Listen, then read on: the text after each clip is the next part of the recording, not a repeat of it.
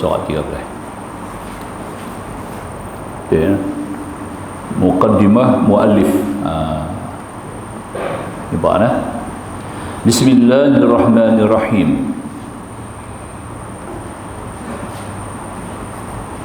Yang pertama sekali muallif nombor 1, nota kita tengok nota tu nombor 1.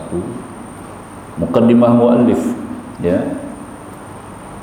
Nombor 1 dibaca dengan kasrah, yakni baris bawah.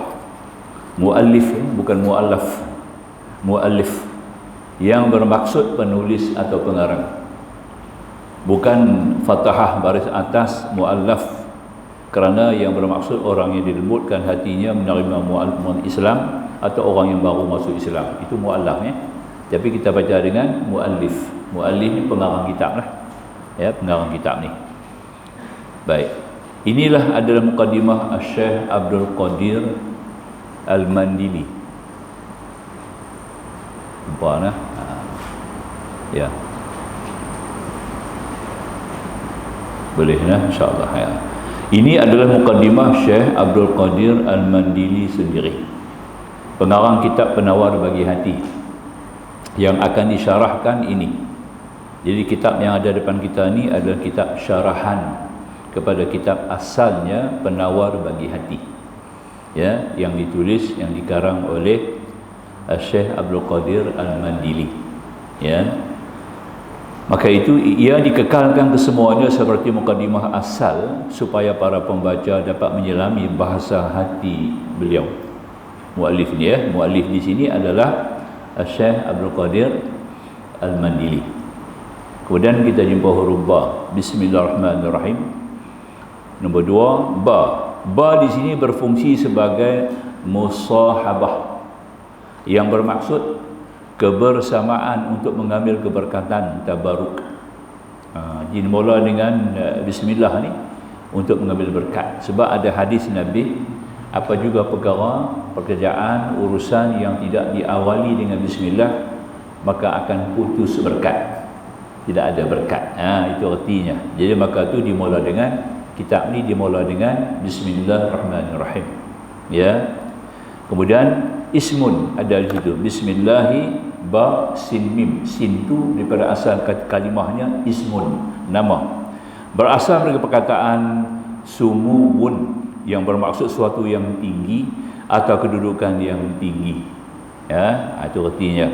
Kemudian kita jumpa kalimah Allah, nama Tuhan kita. Allah adalah nama bagi zat yang wajib ada, iaitu al-wujudu zatul wajib, yakni yang bersifat dengan segala sifat kesempurnaan, kamalat, ya, kamalat, dan maha suci daripada bersifat dengan segala sifat kekurangan, naqais, kekurangan, ya. Baik, maksud zat yang wajib adalah al-wajibul wujud, ialah zat yang tidak diketahui oleh tiada kidam dan tidak akhiri dengan tiada baqa.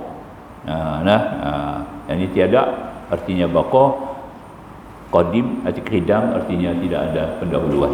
Jadi maknanya itu artinya zat al-wajib al-wujud, ataupun zat yang wajib wujud. Kita ni bukan tak wajib, lain daripada Allah. Makhluk ni dia panggil mumkinal wujud, lain daripada Allah dipanggil mumkinal wujud. Allah wajibal wujud, ada beza dia, ya. Mumkinal wujud ni maknanya boleh ada, boleh tidak. Ya, betul, boleh ada, boleh tidak. Satu masa kita tidak ada, sekarang kita ada, satu masa pula kita tidak akan ada. Maka itu artinya kita adalah mungkin, satu benda yang mungkin. Maka Arab panggil mumkinan, ya, itu artinya lah. Allah wajibal wujud, wajib wujud Allah, abadi, tidak ada awalan kerana dia bersifat dengan qidam, tidak ada akhiran kerana dia bersifat dengan baqa. Itu artinya, ya. Baik, ia diterjemah dengan nama Allah yang Maha Pemurah lagi Maha Penyayang. Bismillahirrahmanirrahim tu diterjemah ke dalam bahasa Melayu dengan nama Allah yang Maha Pemurah lagi Maha Penyayang. Erti Ar-Rahman dan Ar-Rahim. Ar-Rahman adalah sifat Allah Subhanahu wa ta'ala yang berarti yang Maha Pemurah dengan sifat inilah. Pertama, Allah SWT sangat pemurah kepada semua makhluk, sama ada Islam atau kafir, ahli ta'at atau ahli maksiat. Itu artinya Rahman. Ya, kita Rahman kita, kalau pemurah kita pun kita pilih juga. Kita tak bagi semua kita bagi orang yang kita suka, orang yang kita kenal, orang yang kita tahu, orang yang kita nampak baik sikit kita bagi ya. Walaupun kita bersifat pemurah, tapi kita tidak seperti Allah. Allah sifat pemurah ni semua dia bagi. Orang Islam pun dia bagi, yang bukan Islam pun dia bagi, yang taat pun dia bagi, yang maksiat pun dia bagi. Maka itu dikatakan bahawasanya Rahman itu adalah sifat Allah, Tuhan yang memurniai nikmat yang besar-besar. Itu pada setengah terjemahan tafsir dipanggil begitu, nikmat yang besar-besar. Makna kata nikmat-nikmat kasar macam kita nampak sekarang ni lah. Dunia, kehidupan, langit, bumi seluruhnya adalah merupakan nikmat-nikmat yang bersifat kasar. Akhirat halus. Akhirat halus. Itu artinya Rahim. Baik. Yang kedua, Allah Subhanahu wa taala mengurniakan Jalailun Ni'am. Jalailun Ni'am ni artinya nikmat-nikmat yang besar dan asas nikmat yang besar dan asas pokok seperti keimanan, kesihatan, rezeki, pendengaran, penglihatan dan lain. Itu semua adalah dirupakan sebagai nikmat kasar. Syekh Ahmad As-Sawi, seorang ulama tafsir, dalam tafsirnya lah disebut, dia kata apa? Ar-Rahmanul Mun'imu bi jami'in ni'ami kamman wa kaifan wa dhunyawiyatan wa ukhrawiyatan zahiriyatan wa batiniyatan. Ar-Rahman adalah zat yang mengurniakan nikmat-nikmat yang besar, asas, sama ada daripada segi jumlah banyak atau sedikit, dan cara yang berkaitan dengan dunia dan akhirat, sama ada nampak dan tidak nampak. Itu nikmat kasar.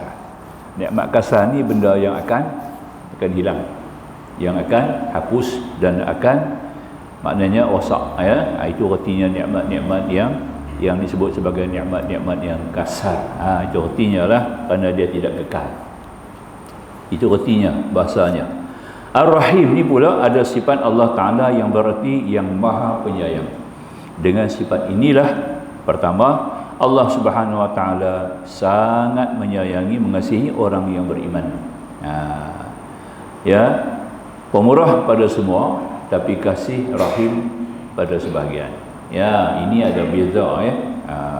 Dua, Allah Subhanahu Wa Ta'ala mengurniakan daqa'iqun ni'am, yakni merupakan nikmat-nikmat yang halus-halus, dan furu' cabang seperti pertambahan iman, kesempurnaan nikmat, keluasan rezeki, ketajaman fikiran, ketajaman pandangan serta pendengaran dan lain-lain.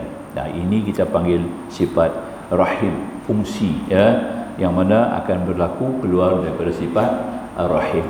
Ar-rahim, Allah bagi rezeki pada semua orang, semua manusia, makhluk, binatang dapat rezeki. Ada hamba-hambanya yang pilihan mendapat rezeki lebih istimewa. Itu rahim. Umum dia bagi semua, itu Rahman. Tapi antara ramai-ramai itu ada hamba-hambanya yang pilihan, yang Tuhan bagi lebih sikit. Itu kita panggil dia datang dengan sifat rahim. Begitulah iman pun sama juga. Orang beriman semua beriman lah, tapi di antara orang beriman itu ada yang dilebihkan imannya oleh Allah. Nampak tak? Iman haqqan. Ada orang iman dengan iman hanya semata-mata iman dengan dalilan, istidlal dengan dalil. Iman yang berfungsi hanya semata-mata dengan dalil. Tak ada dalil dia tak percaya. Ada orang yang iman terus dengan merasai akan kebesaran Allah, dapat melihat kewujudan kebesaran Allah SWT, maka iman dia adalah iman a'yan dia bagi.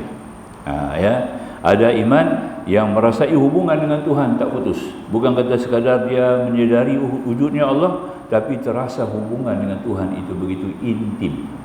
Itu kita panggil iman haqqan. Ada beza. Baik.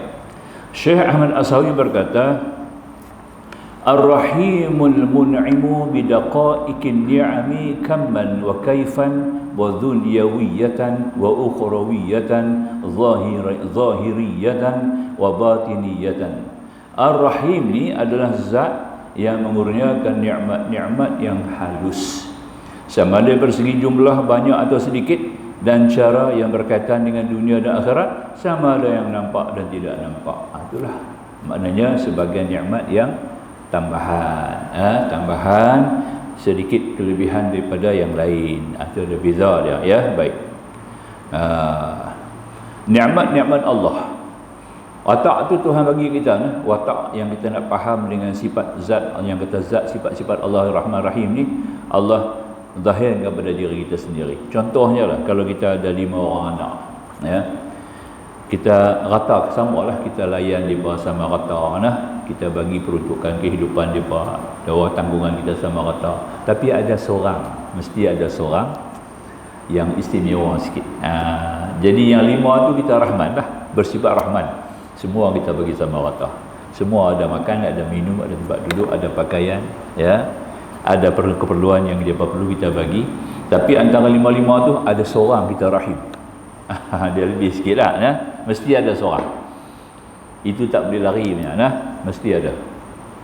Rasulullah juga macam tu. Pada Rasul juga macam tu, ya. Anak ada dia ramai, tapi tak sempat nak besar lah. Yang dan besar tu Fatimah seorang. Nah, maka tu Allah zahirkan Fatimah tu hidup sempat bersama dengan Nabi, kerana Nabi sayang dia lebih daripada yang lain-lain. Nampak? Nampak sangat ketara, ya, bahawa dia Nabi sayang kat dia tu lebih pada semua. Jadi maka tu apa nama tadi ni, kita pun macam tu juga, ya. Ada satu di antara yang 5 tadi ni yang kita sayang lebih, kita akan bagi lebih sikitlah.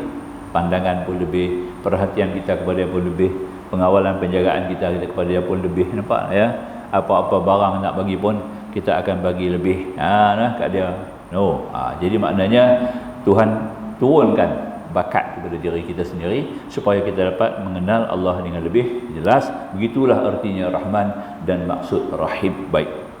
Nikmat-nikmat Allah ni Asy-Syaikh Al-Baydhawi berkata, nikmat-nikmat Allah walaupun tidak dapat dikira, terbahagi kepada 2 jenis, dunia dan akhirat. Nikmat Allah ni banyak sekali. Nikmat dunia terbahagi kepada 2, iaitu wahbi dia panggil, ya.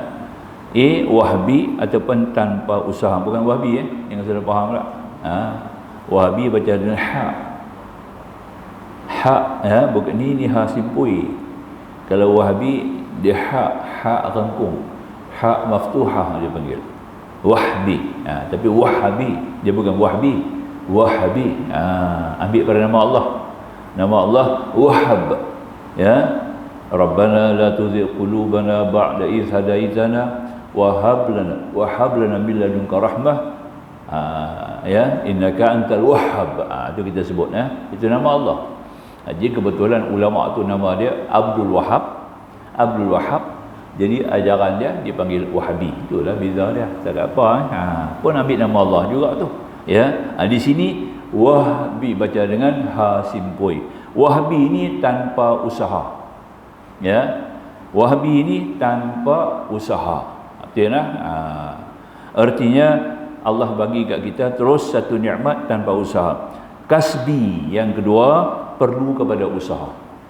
Ada nikmat yang kita dapat secara kasbi, ya, kita kena kerja, kita kena usaha, kena bergerak, baru kita nak dapat apa-apalah, ya. Sedangkan wahbi ini tanpa usaha, tapi dia datang bergolek. Datang bergolek kepada kita. Sejauhlah itu kita panggil wahbi. Nikmatnya 2. Nikmat wahbi pula terbagi kepada 2. Nikmat wahbi pun pecah lagi kepada 2. Ya. Pertama, nikmat ruhani. Seperti ditiupkan roh kepada manusia, memuliakannya dengan akal dan dilengkapkan dengan kekuatan kepahaman, fikiran dan percakapan. Ya, itu kita panggil nikmat ruhani. Ya, seperti ditiupkan roh kepada manusia, memuliakan dengan akal, dilengkapkan kekuatan kefahaman, fikiran dan percakapan. Itu yang pertama. Kedua, nikmat jusmani. Jusmani adalah seperti penciptaan tubuh badan dan kekuatan yang ada pada badan serta kuat keadaan yang membantu tubuh seperti kesihatan dan kesempurnaan anggota badan. Ya, physically lah kita sebut secara fizikal, itu nikmat jusmani dia panggil. Spiritual kita panggil nikmat ruhani. Itu lebih jelas lah kalau tuan-tuan nak faham. Ruhani ini kan maknanya spiritual, masalah yang berkaitan dengan kebatinan. Kalau kata jusmani ini yang berkaitan dengan kezahiran ataupun fizikal. Itu beza yang kita nak faham. Kita sebut fizikal tu dah boleh faham. Secara langsung tubuh badan kita, tulang belulang kita, itu dipanggil sebagai benda yang boleh kita lihat. Kalau sakit kita boleh rawat. Kita boleh tunjuk ni jantung, jantung ni dah rosak, hati ni dah mula rosak, bagai-bagai lah. Perut kita tak nampak, otak kita, akal kita tak nampak. Akal masuk dalam rohani, otak masuk dalam jusmani. Faham boleh? Macam itulah dipahami. Jadi ini nikmat daripada Allah Subhanahu Wa Taala.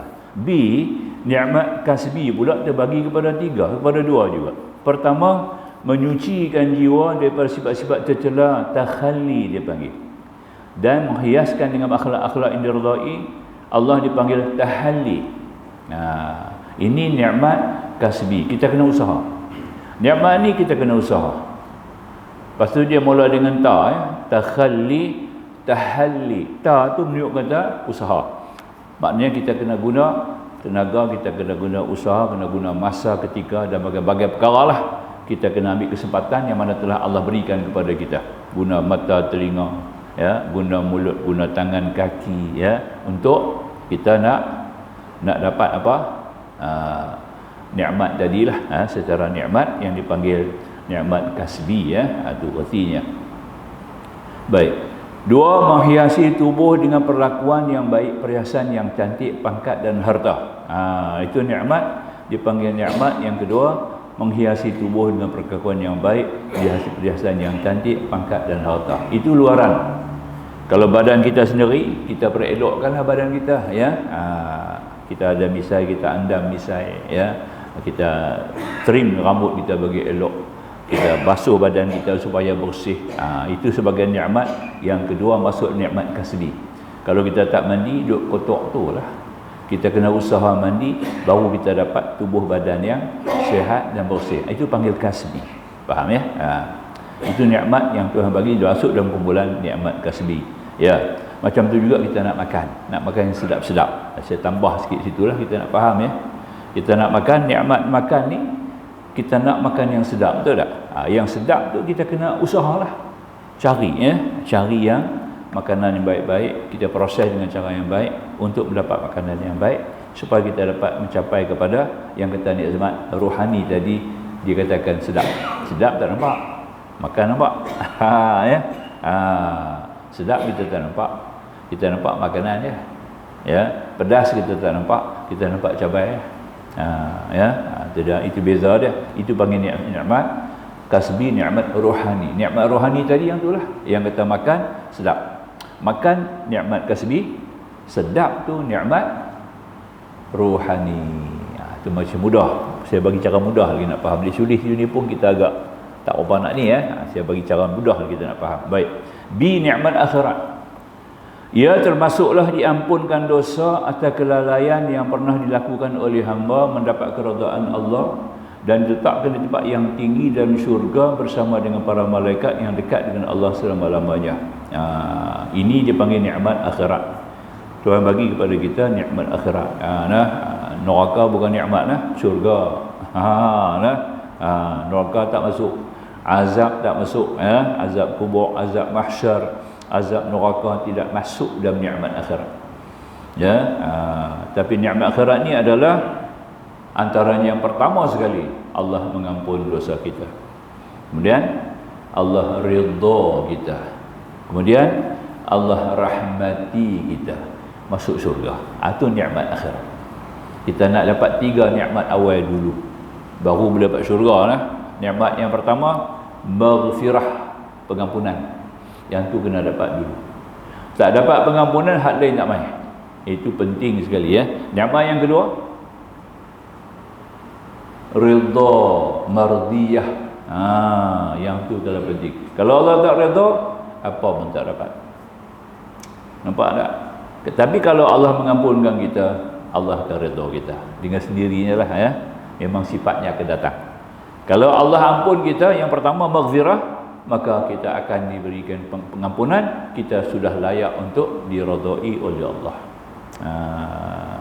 Bila Allah sudah redha kita, maka pasti pula Allah secara sifat Allah yang jelas, sebab Tuhan sebut Al-Quran, innaka la tukhliful mi'ad, sungguhnya Allah tidak mungkir janji. Nampak?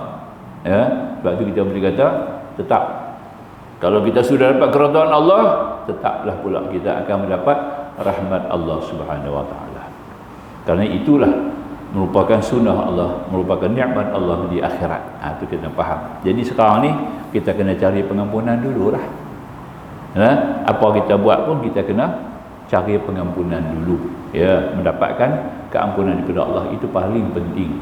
Barulah kita akan dapat redha. Lepas redha, susulannya adalah rahmat. Dengan rahmat boleh masuk syurga. Itu dia nah. Baik. Makna basmalah. Dia kupas habis tu. Tu baru muka mula dia baca tu. Ya. Tapi ke mana hari ni? Nah. Tu kata syarah tu. Basmalah yang ditulis dalam kitab adalah untuk mengambil keberkatan. Semua kitab-kitab yang kita baca mulai dengan basmalah. Nama bismillah itu basmalah. Baca alhamdulillah, nama alhamdulillah itu adalah tahmid. Tahmid. Subhanallah, nama subhanallah itu adalah tasbih. Nampak tak? Itu contohlah. Ya, nama la ilaha illallah tahlil. Nama Allahu akbar takbir. Jadilah tidak dipaham ya. Inna lillah namanya tarji'. Tidak. Sami Allahu hamidah namanya tasmi'. Boleh faham ya? Nampak tu. Jadi kalau orang kata takbir, Allahu akbar. Tahlil la ilaha illallah. Tahmid, alhamdulillah. Nampak? Basmalah, bismillahirrahmanirrahim. Nampak tak? Tahmid, alhamdulillah. Hamdalah pun boleh. Nampak? Itu nama-nama lah. Jadi bismillah ni nama, basmalah ni nama bismillah. Tulis basmalah, maknanya bismillah lah. Itu antara kita nak kena tahu juga ta'rif, istilah-istilah yang dipakai dalam bahasa-bahasa agama ya. Kita kena tengok tu. Baik. Basmalah yang ditulis di awal kitab adalah untuk mengambil keberkatan.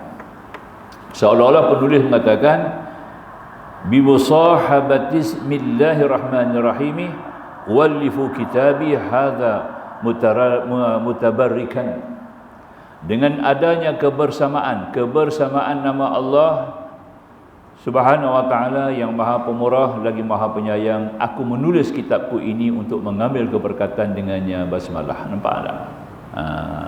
Seolah-olah pengarang yang tulis kitab bila mula bismillah tu, dia akan kata betul lah, aku mula kitab ni dengan bismillah kerana nak ambil berkat.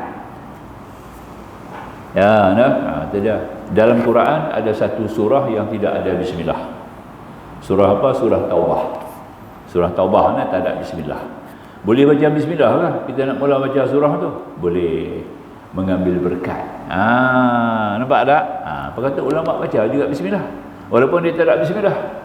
Surah tu satu tidak ada bismillah dalam dia.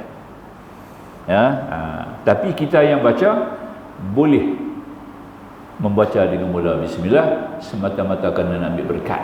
Nampak tak? Boleh. Ya, boleh. Itu antaranya yang dimasukkan tadi. Syekh Umar Nawawi Al-Bantin, ulama besar, ulama Jawi ya, yang menjadi imam, salah seorang imam Melayu Masjidil Haram. Dia ni ya, salah seorang imam Melayu lah. Ada 4 orang Melayu dalam sejarah Masjidil Haram. Daripada awal tubuh Masjidil Haram sampai sekarang, 4 orang Melayu ni yang jadi imam. Syekh Khatib Minangkabau, Syekh Suhaimi ni, Syekh Idris Marbawi ini Syekh Idris Umar, Syekh Umar Nawawi Idris pula, Umar Nawawi Al-Bantin. Ada seorang lagi lah, dia ada 4 orang yang terpilih, yang dipilih menjadi imam Masjidil Haram kerana kealiman mereka, ilmu mereka yang luas, ilmu mereka yang luas. Ni macam Syekh Nawawi, Umar Nawawi ni, dia ada 60 cabang ilmu ada kat dia, 60 ilmu, 60 cabang ilmu ada dekat dia. Orang Arab pun tak ada macam tu punya tinggi, tak ada, ya. Macam Imam Syafi'i kat 300 ilmu, Imam Syafi'i, ya, kat 300 ilmu tu, kita 3 ilmu macam tak habis. Fiqh, tauhid, tasawuf. Fiqh, tauhid, tasawuf 3 ilmu tak ngaji pun tak habis, ya. Nak panggil tuan guru kena ada paling kurang 15 cabang ilmu baru boleh panggil tok guru. Jangan duk panggil tok guru tak tu halah lah, ya. Kita hari ni tengok serban sikit mai pada bertani tok guru, nampak, ya. Tok guru ni dia kena ada 15 cabang ilmu. Itu baru ilmu sebagai prinsip, cabang dia tak pakai. Kalau ilmu antara satu daripadanya ilmu kita kata tadi ni ilmu fiqh. Ilmu fiqh dia ada 3. Pecah dia 3. Al-fiqh secara langsung, qawaidul fiqh, usul fiqh, 3. Tentang fiqh dia kena 3 ilmu. Nampak? Nak faham fiqh pula dia kena ada ilmu lain, ilmu bahasa Arab. Bahasa Arab ni dia kena ada, dia ada 16 cabang ilmu, kurang-kurang kita kena ada 3. Saraf, nahwu, balaghah. Balaghah pula pecah 3.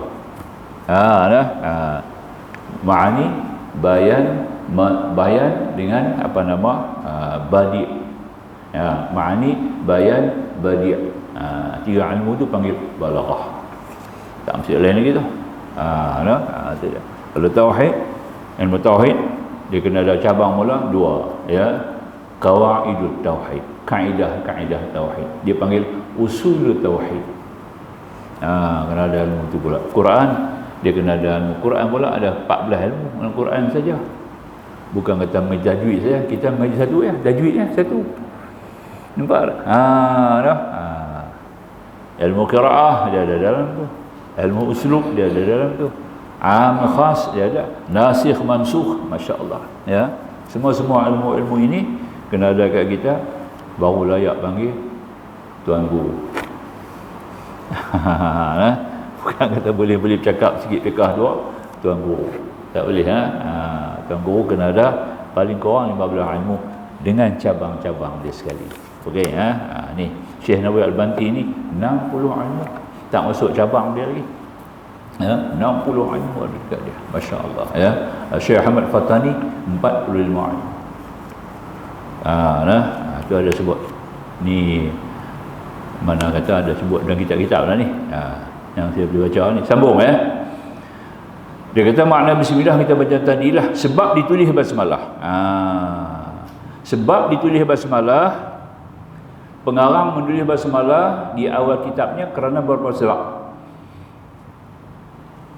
sebab tulis bismillah. Pertama, mencontohi cara susunan ayat Al-Quran. Sebab Quran turun semua dengan bismillah. Betul tak? Pertama-tama Fatihah lah turun dengan bismillah. Maka itu kita nak tulis kitab pun kena mula dengan bismillah. Allah Subhanahu taala telah memulakan Al-Quran dengan basmalah seperti yang ada di Lauh Mahfuz atau setelah dikumpul dan disusun dalam mushaf. Oleh itu secara tertib ayat yang paling awal Al-Quran adalah basmalah. Ya, secara penurunan pula ayat yang paling awal diturunkan ialah 5 ayat pertama surah Al-Alaq. Iqra' bismi rabbikal ladzi khalaq. Itu 5 ayat turun. Kalau basmalah turun mulalah, turun kepada Nabi kan, bermula dengan bertolak dengan bismik yang pertama, ya. Kedua bismillahirrahman. Ketiga bismillahirrahman. Kemudian yang ketiga baru bismillahirrahmanirrahim. Itu 3 masa, 3 ketika baru jadi bismillahirrahmanirrahim. Pertama bismik, sebab turun ayat mula iqra bismik, dengan nama Tuhan kamu. Jadi Nabi pun mula dengan bismik. Setiap apa Nabi nak buat, Nabi baca dengan bismik, tak sebut lagi. Kemudian turun yang ayat kedua, bismillahi majriha wa mursaha inna rabbi laghafur rahim. Ayat 40 surah Hud, baru Nabi baca bismik, tukar jadi bismillah. Bismillah. Ya. Kemudian turun lagi, qul Allah awid rahman fa yaman fad'u qul asmaul husna, sebut seru dengan nama Allah atau dengan nama Rahman, mana-mana juga nama yang kamu seru itu adalah baik, semuanya nama-nama yang baik bagi Allah. Jadi Nabi pemula bismillahirrahman. Bukan boleh baca semua, turun tertib nah, tiap-tiap kali Nabi baca bismillahirrahman, dekat tu ya, bismillahirrahman, bismillahirrahman, bismillahirrahman. Kemudian turun ayat yang ke-30 dalam surah An-Namli, surah Semut, innahu min Sulaiman wa innahu bismillahirrahmanirrahim. Tu tidaklah. Jadi sebab tu ulama kata dalam surah Taubah tak ada bismillah. Bismillah tu ada dalam surah Namli ya. Di dalam Namli tu ada dua bismillah. Mula dengan bismillahirrahmanirrahim, ayat 30 ada sekali lagi bismillahirrahmanirrahim. Jadi dua kali ada sebut bismillahirrahmanirrahim pada surah An-Namli. Yang dua kali itu, satu tu surah Taubah punya. Nampak tak? Cukup dah 114. Kalau tidak 113 sajalah. Surah 114. Satu surah tak ada bismillah. Jadi yang bismillah tu ada dalam surah An-Namli ya, surah An-Namli ayat 30 ayat 30 surah An-Namli. Cari tengok An-Namli ada ayat 30. Tu artinya yang kata tadi ni bismillah tu turun dulu kat Nabi ya. Habis langit-langit semua ditutup, pintu-pintu langit semua ditutup. Bila turun bismillah tu, pintu-pintu langit semua ditutup, tak terbuka lagi lah di mana syaitan tidak dapat menembusi langit, tak boleh masuk. Pintu-pintu langit itu sudah dikawal ya. Itu yang tanya pasal apa pintu langit tutup. Sama-sama duk cakap ya, para jin ni duk cakap awak pintu langit semua tutup, apa jadi pada hari ni?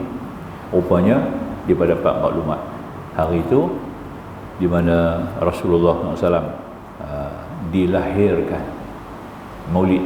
Hari Maulid hari Maulid Nabi itu, hari itulah ya, pintu-pintu langit dikunci, dirapat dengan penjaga-penjaga daripada malaikat.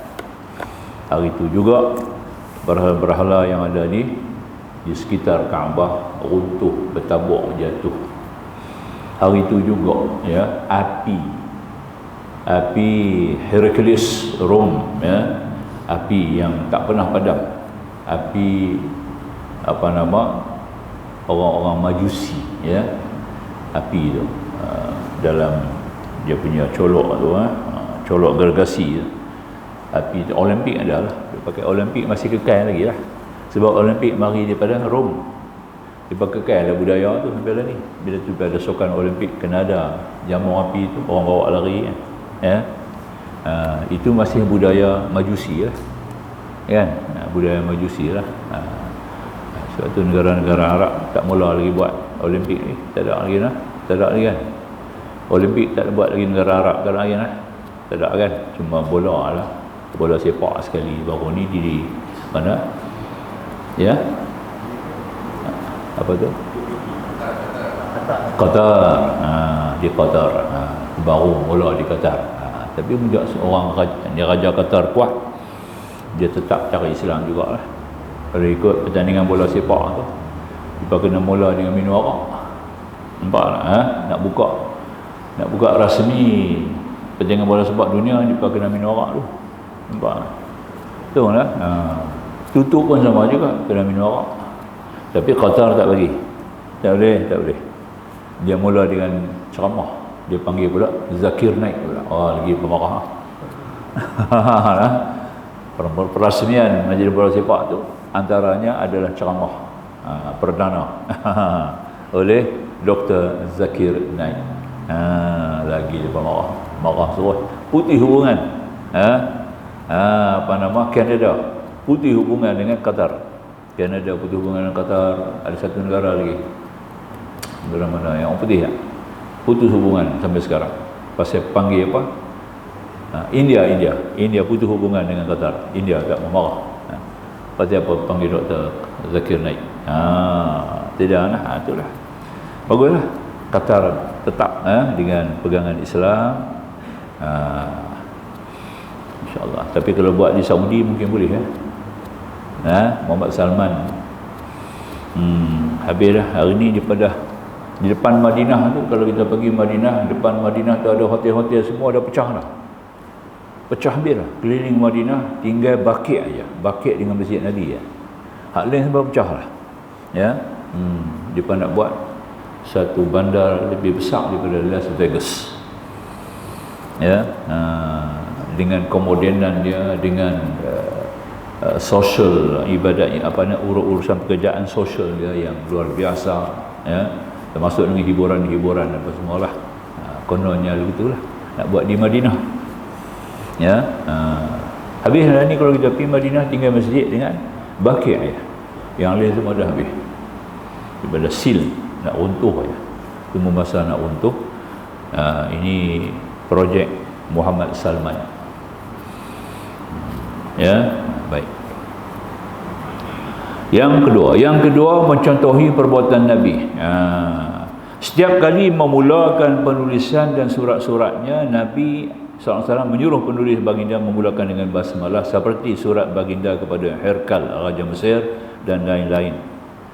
Yang kedua, sebenarnya surat ni, bismillah ni, Nabi Sulaiman yang tulis mula ketika menghantar surat kepada Ratu Balqis. Ya, nak hantar surat Ratu Balqis, minta supaya dia meluk Islam, menyembah Allah, tinggal kepada sembah matahari. Maka Nabi Allah Sulaiman hantar surat melalui burung hud-hud. Bagi burung hud hantar surat ni pi dekat Puteri Balqis, ya. Dalam surat tu dia mula dah, atas surat tu tulis Bismillahirrahmanirrahim. Sebab tu dia bunyi Quran, innahu min Sulaiman wa innahu bismillahirrahmanirrahim. Ini daripada Sulaiman dan daripada Allah, Tuhan yang Maha Pemurah lagi Maha Pengasih. Bila Ratu Balqis tengok surat tu dengan nama Allah, dia tahu lah, ya, bukan Sulaiman ni, rupanya Sulaiman ni ada di bawah satu kuasa langit dan bumi yang besar yang bernama Allah. Yang tu yang dia surrender, tak boleh lawan dah, tak boleh perang dah. Maka dia pun serah diri. Maka itu yang Nabi Sulaiman pun sedia terima dia, ya, bawa dengan istana-istana dia sekali, ya, ke mana, ke Palestin, ya. Itu satu di antara ni. Baik, masuk dah belum ni, seminit ni. Ketiga, beramal dengan hadis Nabi SAW. Ya, kita awal semua dengan bismillah. Kita menulis apa-apa dengan bismillah. Ya.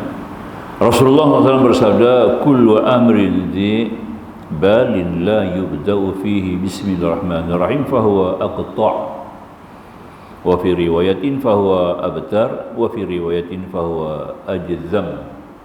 Ada 3 riwayat.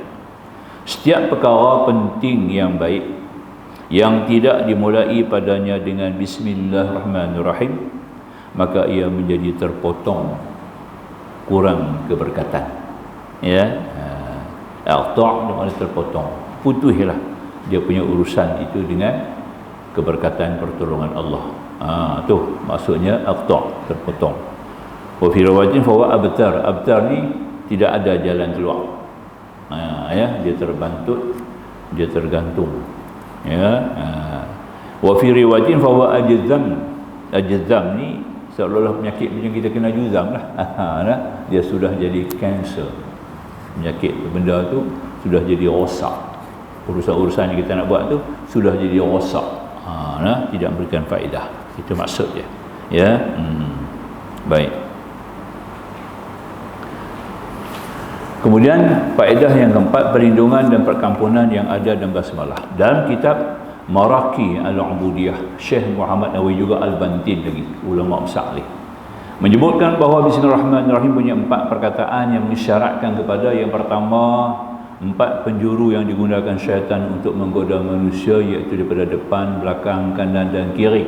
Sesiapa yang selalu mengucapkan basmalah dalam segala amalannya, dia akan mendapat pertolongan Allah dalam menghadapi syaitan yang datang daripada 4 penjuru.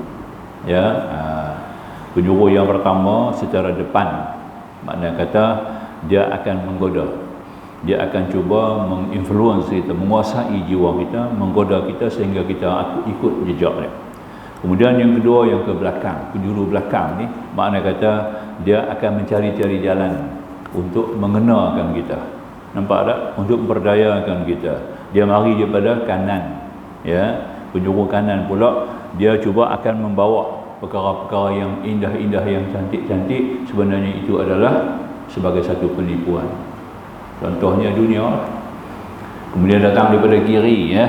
Pada kiri ini ada semata-mata kerana untuk memperdaya dan menyesatkan kita, keluar daripada kebaikan.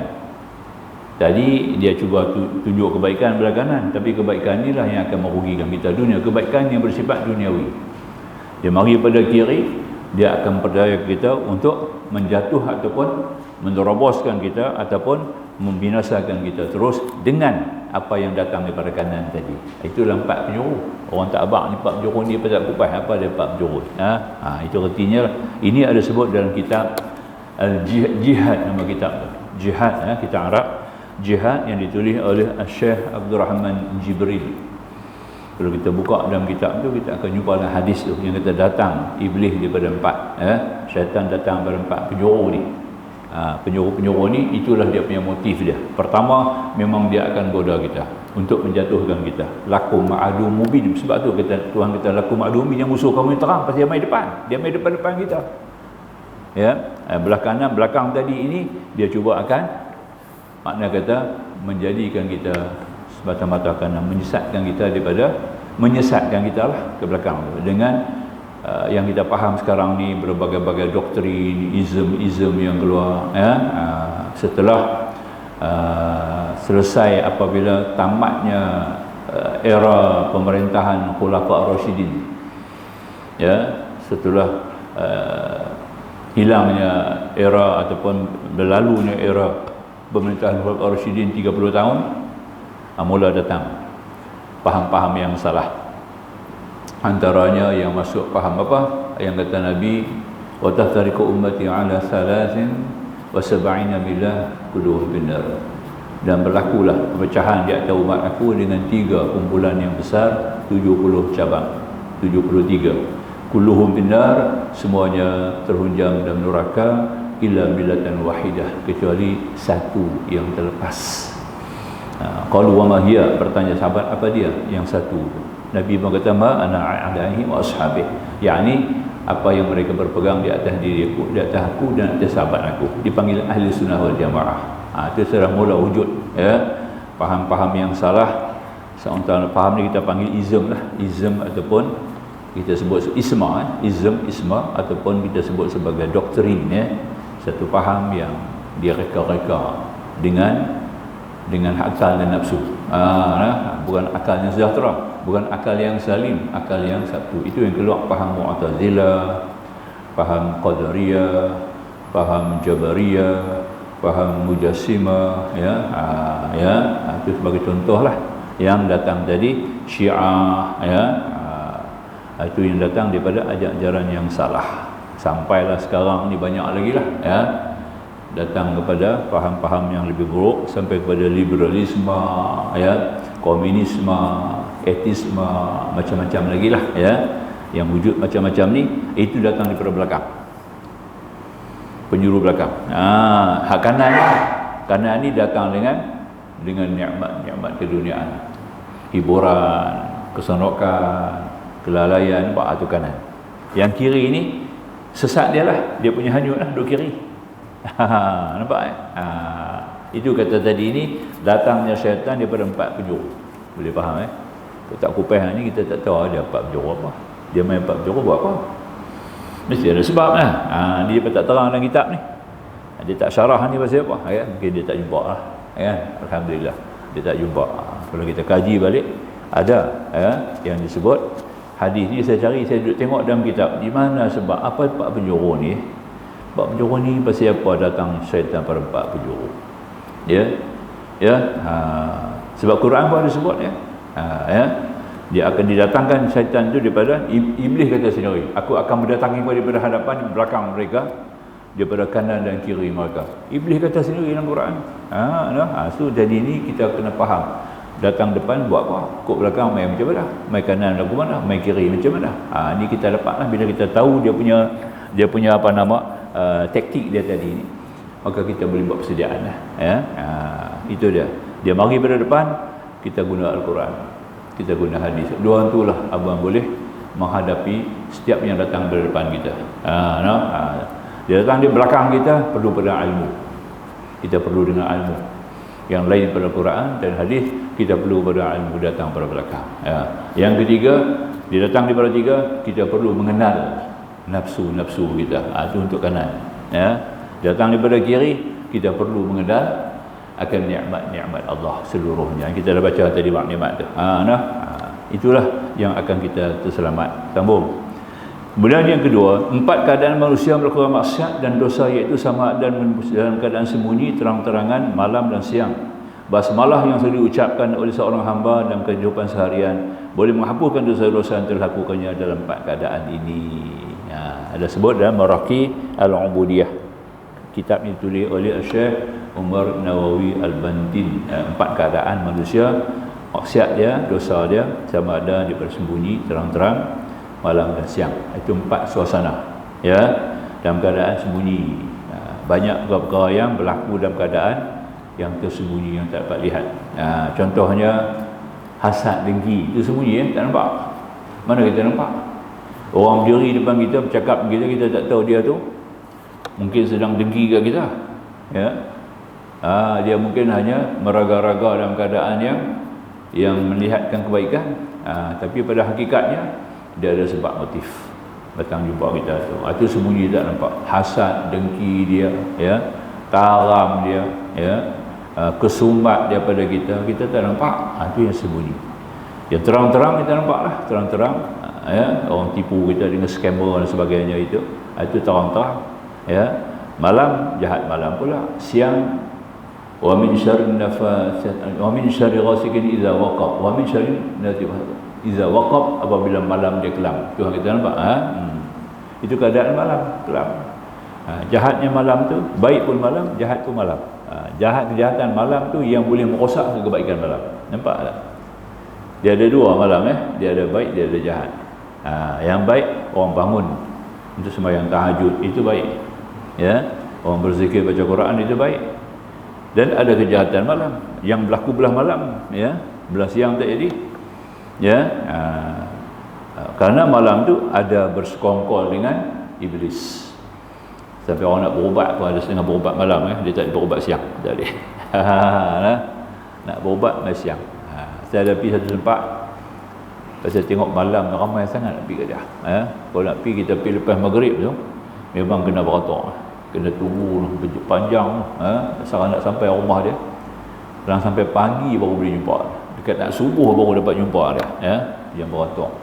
Jadi kata saya pun pakat-pakat kita pergi siang. Siang dia tak buat apa. Kami pergi lah pagi, sampailah lebih kurang dalam pukul 10 pagi lebih. Jumpa lah dia. Kita pun habaq dalam pinggir kita, dia kata lagu ni lah, nak berubat ni kena main malam, dia kata. Nampak tak? Siang saya tak buat. Kita pasal apa tak buat siang? Siang ada kerja lain yang payah lah sikit. Tapi dia tak ada kerja. Dia tu ada di rumah. Nampak tak? Sebab ada dalam yang tidak sihat yang kita kena hadapi. Khadam dan sebagainya. Faham dia lah, nak rawat kita tu, dia kena pakai kuncu-kuncu syaitan. Tak idelah. Kita tahu lah benda tu malam, kan? Tu je lah. Ini masalah dia. Ada orang betul-betul beruk malam pasal siang dia kerja. Ada seorang tu dia kerja, kerja siang tak boleh. Memang saya kerja, dia kata. Saya pukul 6:30, 7 baru sampai rumah. Orang ni memang dia berubat malam. Itu betul lah, genuine lah. Nah, Sabtu Ahad saya buat siang. Itu betul. Nah, dia ada di rumah. Ini kita boleh pakai lah. Kita tengok keadaan lah. Baik. Contoh lah ya. Baik. 11 kurniaan yang ada pada basmalah. 11 kurniaan ada pada basmalah. Banyak rujukan dia ni. Ya, Ustaz Muhammad Joli ni dia banyak rujuk ya. Banyak kitab-kitab dia rujuk. Bagus, alhamdulillah. Rajin ni. Setiap huruf dalam Bismillahirrahmanirrahim mempunyai makna tertentu. Itu makna nak faham bismillah tu. Ba. Bismillahirrahmanirrahim dengan ba. Makna ba tu bara'atullah. Bara'atullah atau bara'atu minallah. Kelepasan daripada Allah kepada orang yang mendapat kebahagiaan. Itu makna ba. Bara'ah, bara'atu minallah. Yang kedua, sitrullah dengan sin. Ba, sin. Kita jumpa sin ya. Huruf sin itu artinya sitrullah. Perlindungan Allah kepada orang yang jahil. Yang ketiga kita jumpa huruf min. Mim ya. Mahabbatullah, kasih sayang Allah Subhanahu taala kepada orang Islam. Kemudian kita jumpa huruf alif. Alif lam lam ha. Alif tu ya, dia bunyi dengan ulfatullah, kelunakan kasih sayang Allah. Bukan alfatullah. Alfatullah jadi 1000 kacau. 1000 Allah lah kacau. Baca baris silap ya. Ulfatullah, kelunakan kasih sayang Allah, kelembutan ya. Makna lam, latifatullah, kelembutan Allah ataupun kesenian halusnya ya. Ihsan Allah. Kemudian yang keenam huruf ha. Alif lam lam ha. Ha tu hidayatullah, petunjuk Allah. Kemudian yang ketujuh huruf ra ya. Ridwanullah ya. Keredaan Allah. Dia tak ulang lah alif, dia tak sebut lah ya. Dengan lam dia tak ulang balik lah. Alif lam ra kan. Alif lam dia tak sebut balik. Duduk ada dah alif lam di sini. Di sebelah kiri kita tu alif ulfatullah, lam latifatullah.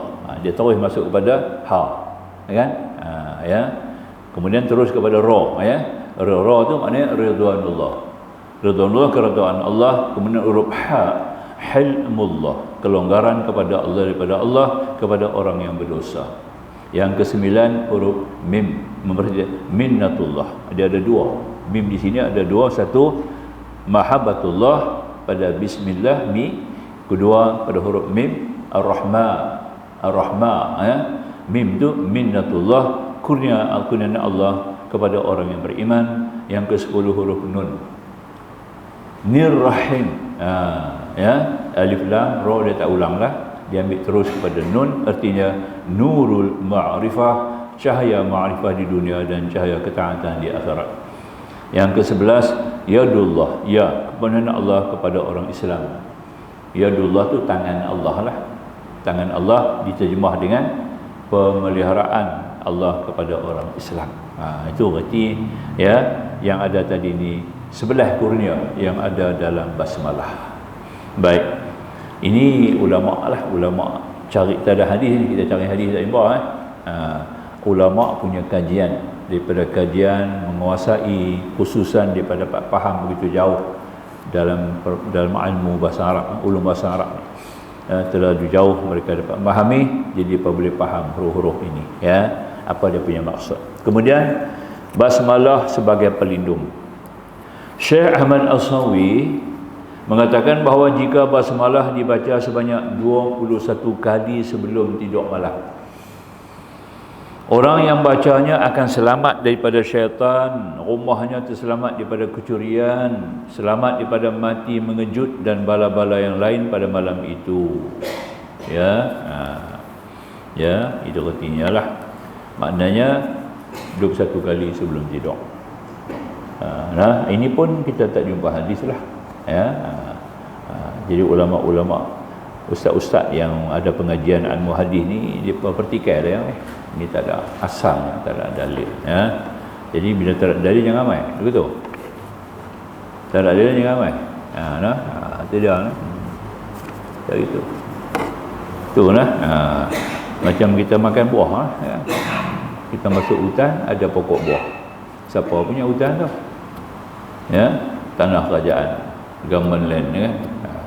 Boleh makan buah. Sebab tak ada orang punya jangan makan. Dia tak boleh lah, government land tanah kerajaan boleh makan. Kalau tanah orang pun minta izin. Ya, ini bukan tanah siapa, tanah kerajaan, tapi dia kata tak ada nama pokok ni, jasa makan lah. Tak cerdik kan tu. Macam tu lah. Walaupun tak ada hadis, tak boleh kata benda tak ada hadis tak boleh amal. Bukan? Sebab kita kena bergantung, sebab kita ada ulama. Ya, Quran, hadis, kemudian kita ada ulama mujtahid. Ulama-ulama yang boleh memahami sesuatu hadis, menguasai ilmu Al-Quran dengan ilmu mereka yang luas, kita panggil mujtahid. Ya, tidak. Ya. Jadi dia bagi fatwa pada perkara-perkara yang demikian untuk kita faham, ya. Jadi pendek kata, kalau kita nak cari hadis, oleh kerana tak ada hadis tak boleh amal, banyak benda kita ketinggalan, ya. Sedangkan bismillah ni adalah masuk dalam kumpulan zikir. Antaranya masuk zikir, sedangkan Allah kata apa? Wala zikrullahi akbar. Ya.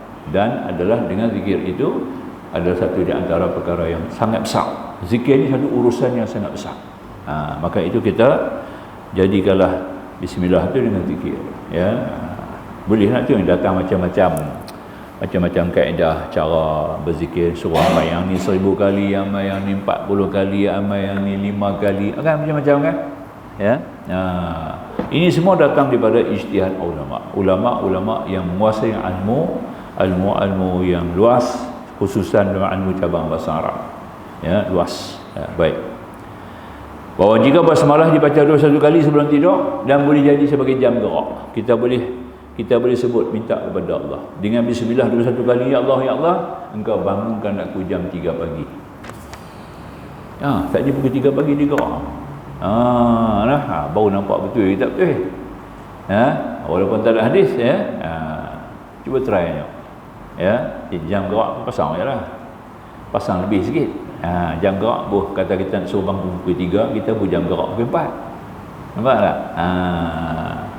Kita baca bismillah 21 kali, sebut Allahumma ya Allah, bangunlah hamba pada jam 3 pagi. Tidurlah. InsyaAllah jam 3 pagi digerak kita. Dengan bismillah 21 kali itu akan jadi penggerak. Jadi alarm kita, ya. Kalau tak jadi, ada sebab tak jadi tu, ya. Mungkin kita tak bersih, kita tak ada sembahyang, sembahyang tak ada, nak tidur kena ambil wudu, ya. Tak ada. Makanya adalah jam gerak tolong kita pula. Jam gerak tu pun kerja Allah juga, jaga dia bunyi sendiri. Kalau Allah tak izin, betul tak? Dia kena pergi sampai situ. Jangan kata mujuk ada jam gerak. Allah tak ada, jam gerak dah. Tak betul, ya, no? Jam gerak pun Allah punya kerja juga, ya. Banyak orang pasang jam gerak tak bangun. Duk bunyi tepi telinga dia tak dengar. Pasal apa? Datang iblis tutup sebelah telinga. Iblis tutup, sebelah telinga tak dengar. Sampai jam tu slow berhenti. Sedap-sedap, dia matahari dekat tu. Makanya kita tadi itu satu amalan lah. Baik, laginya. Kedua, amalan membaca 786 kali basmalah. Bacaan bismillahirrahmanirrahim, para ulama juga mengatakan untuk hajat yang sangat perlu hendaklah membaca 7 hari turut-turut dengan bilangan tersebut. Ada juga 7 hari turut-turut, sehari 786 kali bismillah, ya. Dia ada kira lah tu, alif ba berapa, sin berapa, mim berapa, alif lam ha berapa, campur hitung semua 786. Bacalah, ya. Tu kita duduk tahu nasi kandang itu depan lah. Tu depan dengan bintang bulan lah. Dia pun tak tahu tu, tanya kat mama. Dia taruh 786 pasal apa? Dia tanya ni saya punya tu ada taruh ni macam. Sampai sekarang duk tahan kedai betul, ya. Berkat 786 tu bertahan kedai nasi kandang ni sampai 4 generasi bertahan, ya. Cucu duk jaga lah, cicit ni jaga. Tok Wan punja. Baik. Basmalah asbab ditunaikan hajat. Antara amalan yang disebutkan oleh Syekh Muhammad At-Tahir Sunbul dengan niat supaya Allah menunaikan hajat yang besar, ia membaca doa itu sebanyak 786 kali, iaitu dia punya lengkap ni lah. Yang ni kena baca ni. 756 kali. Allahumma anta laha walau 'azumat farrijha bifadli bismillahirrahmanirrahim. Ya Allah, engkaulah yang tahu tentangnya hajat-hajat walaupun dia besar sukar, bukakanlah jalannya dengan berkat bismillahirrahmanirrahim. Ada sebut dalam kitab Faridah Faridah muka surat 2. Faridah Tauhid kita baca tu, Faridah Faraid tu pada muka surat 2 ada sebut di bawah sekali. Catatan. Dia abang nombor di bawah ni. Dia boleh tulis tu dia nombor. Bilangan 786 itu bismillah ada merujuk kepada hitungan al-jumal. Hisabul jumal, hitungan al-jumal adalah angka-angka diambil daripada huruf-huruf hijaiyah yang ditentukan oleh ulama. Ulama lah susun ni. Alif 1 ba 2 jim 3 dal 4 ha 5 waw 6 zain. Tidak dia tulis sekejap lah. Ghain, dhad, dha berapa dia tulis. Kita campur lah. Bismillah cari pula ba. Ba berapa? 2. Tulis 2. Bismi. Ambil sin, huruf sin berapa? Ya. Sin sama dengan 60. Nampak tak? Sin saja 60. Mim berapa? Mim, ya. Huruf mim 40. Jadi tang bismi itu ada berapa huruf lah? 2, 60, 40. Ya. 102. Tang tu je 102. Nampak kan? Betul lah. Inilah. Ini kita boleh kau dengar lah. Ini ada lagi dalam kitab dalam kitab Syamsul Ma'arif. Syamsul Ma'arif dia kata orang nak menikah kan. Pasangan suami isteri ya.